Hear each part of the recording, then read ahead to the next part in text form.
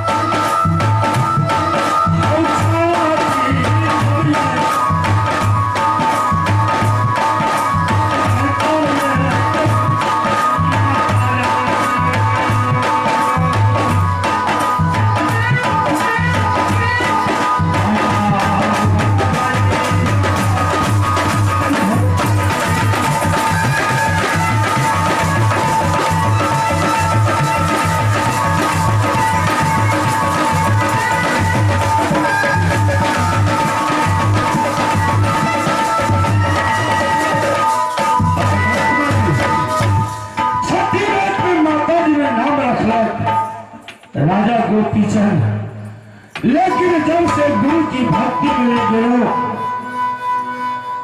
तब से माचल की सेवा दुनिया संसार में भूल गई।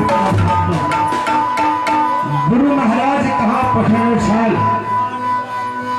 अपनी माँ के हाथों से भिक्षाटन करके हुआ, लेकिन माँ के हाथ से भिक्षाटन करके कहा गुरु के चरण हवाले करो, भक्ति पुराने भेद। फिर आगे कहा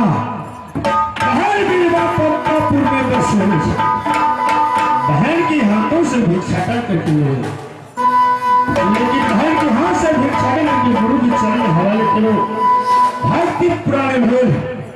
फिर आगे गुरु महाराज कहा दरअसल सिंगापुर बंगाल राजा सुल्तान सिंह के दरबार में ततलिया घोड़ा है, ततलिया घोड़ा की खाना खिले के लिए आगे गलत की चंडाल वाला सुल्तान सिंह छतरी नाराज पीठ के कलाकार में बंद कर दिया, प्राण तक ने बच्चे वाला छल। वही सती ने मर्द के भेष पकड़ के कहा सिंगापुर बंगाल पहुंचल। जब तक कि सिंगापुर बंगाल में छल दोष दोष की आवाज बदल, जबकि सिंगापुर बंगाल से सीमा बाहर गए सती पहुंचे लोग गुरु की भक्ति पूरा करे के लिए संसार में चेला गोपीचंद दर की ठोकर खाई, लेकिन परमात्मा चार हजार गुरु के पास भक्ति पूरा हाथ अवश्य आचरण की सेवा के लिए छुट्टी मिला।